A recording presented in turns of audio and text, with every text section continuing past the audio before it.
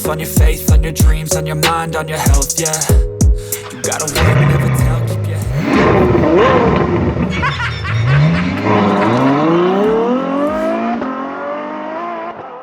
Bonjour and welcome to Tarmac. I am Dave, or Je m'appelle Dave. And I'm Matthew, and behind us here is, as you can see, the very French, the car that's many things to all people. It's the new Citroen C4. That's right, it's a hatchback that thinks it's an SUV, so let's go and see what it's all about.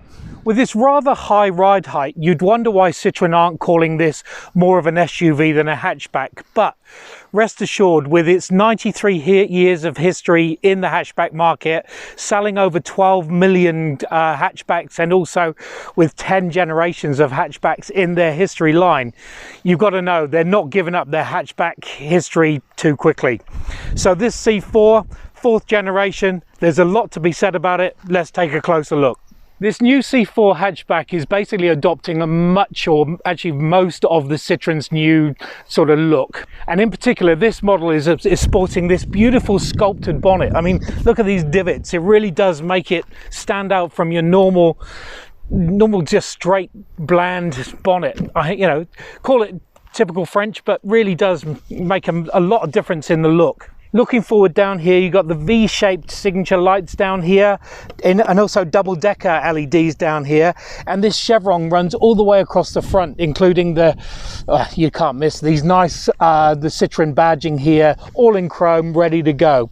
The rest of the front here is sporting plenty of sort of air ducts and little bits of garnish that really make it very, very unique and very, very Citroen. Like I said, it stands pretty tall, really. 1.51 in height here, but compact, so 4.3 meters in length. So, reasonably stocky, and also it does have a muscular look about it. The tyres here and wheels here are 18 inch, and they're sort of diamond cut, so a lot of flair about them. Pretty skinny, but we'll go into that in a while. And some nice garnish around the side here, including these little garnishy pieces down here on the sills. And look, it's a really good looking car. The color itself is caramel brown, or for our American viewers, caramel brown. And also nice full length sunroof here, nice panoramic sunroof. Look, it's a good looking vehicle, and also very, very unique.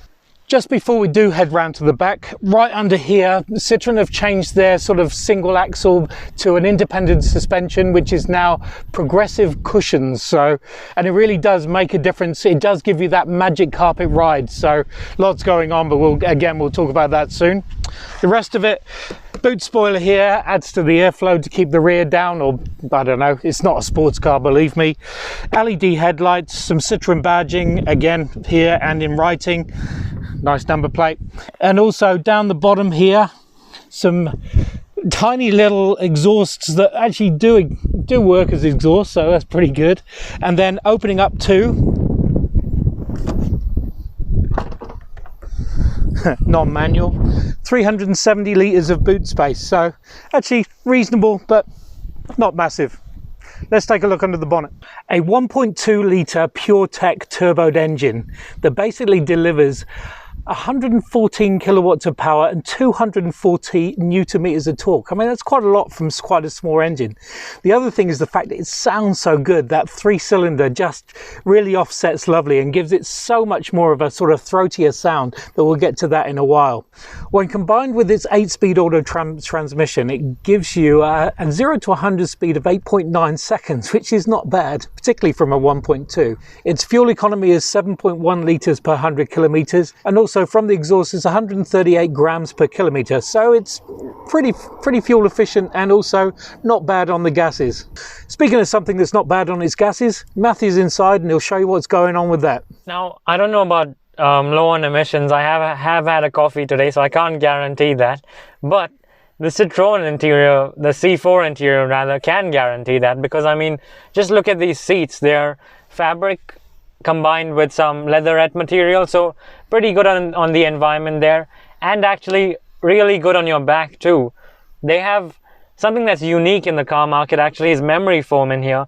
So as you use the seat more and more, it'll mold to your body and your back and everything, so it's just sort of like an extension of yourself. It's really nice to sit in, actually. Could do with a little bit more bolstering around the corners, but then again, it's not a sports car, so we can't blame it for that. The general fit and finish too is really nice. You can tell that Citroen have made an effort to step up their game in this car. So at the top of the dashboard, you have some soft plastics there and a little bit more scratchy stuff as you go down below. But there's plenty of glossy black plastic. There's plenty of these chromed plasticky bits as well, just to break up the colors and the layout of the cabin. It's really well designed and something that you'd expect from a French company, if you like. In terms of practicalities, well, you get some nice big door bins down the side. You get a decent sized glove box which goes really deep down there. You get this unique little shelf which actually fits a tablet like so, and the reason for this is this little thing here. So you pull it out and you can fit the tablet on there, and that becomes like an entertainment hub sort of thing for your passenger. For your own entertainment hubs, well, you've got space for your phone in the middle here. The European models, that is a wireless phone charger. You also get 2 USB charging ports on either side. One's a Type C and one's a Type A. So they really have thought of if you've got an older phone or a newer phone. It's a nice touch.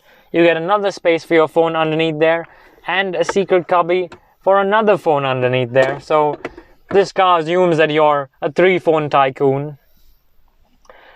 There's space for your key as well in the middle here, and of course plenty of gloss black plastic around just to alleviate the feel of the cabin.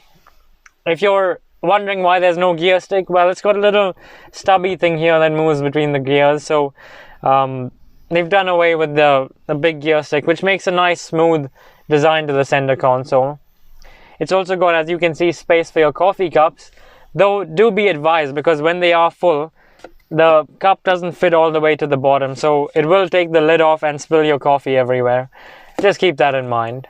As you can see, this infotainment screen is nicely molded into the dash there, and all of the trim lines get this same screen, which is really nice and actually has a good layout to it.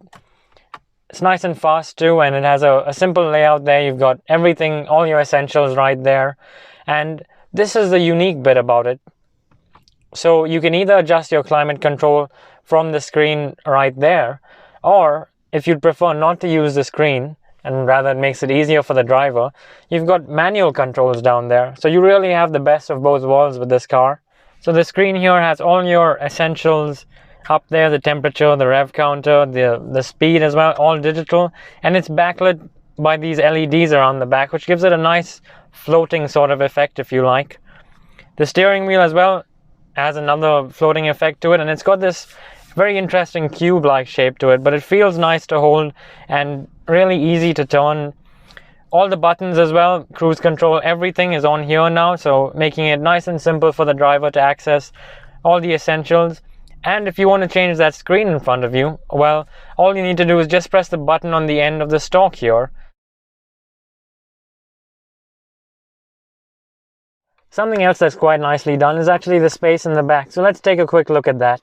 Now, even though you can see, as Dave pointed out, that the roof is sloping quite heavily at the back, just look at this. I'm sitting as far back as I can go, and I've got plenty of headroom up there. I'm just under 6 feet, and the seat in front of me is pushed as far back as it can go, but I've still got knee room. In fact, the C4 has a class leading knee room, so how about that? Plenty of foot room as well. You could easily sit 2 adults here. 3 will be a little bit of a squeeze because of that central tunnel, but you could certainly put a child in the middle here. It doesn't have a central armrest, which is pretty unique, but that makes it easier then for seating 3 people across the back here. It's a nice comfortable place to be back here with these soft memory foam seats as well. And as we'll take it for a drive now and show you, the car's comfortable too.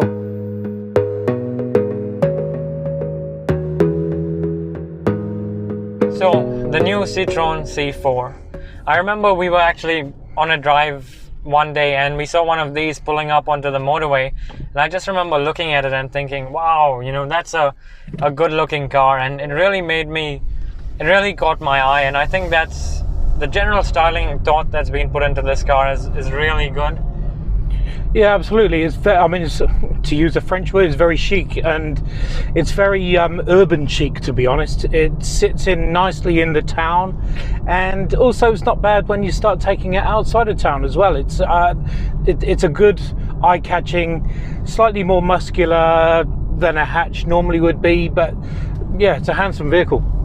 Yeah, it's a funny one, this, because it's been described as a hatchback, an SUV, and a crossover, and then it's also available as a petrol, diesel, or an electric car.